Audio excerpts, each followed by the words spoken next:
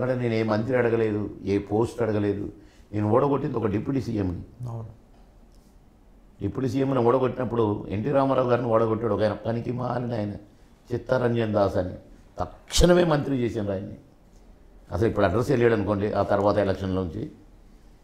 అలాగే ఒక సోనియా గాంధీ గారు వచ్చారు నా ఒక్క దగ్గరికే ప్రచారానికి. ఎందుకంటే నేను సీఎం క్యాండిడేట్.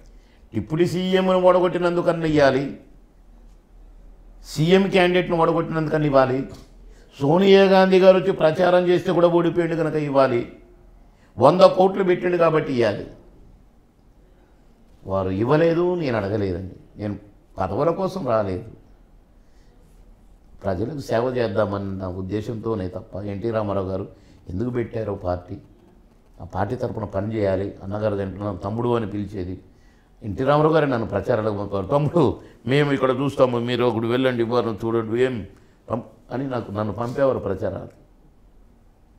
అమ్మ ఎందుకు నన్ను ప్రచారాలకు పంపేదు? ఎస్ అనుకున్నాను. సరే ఓకే.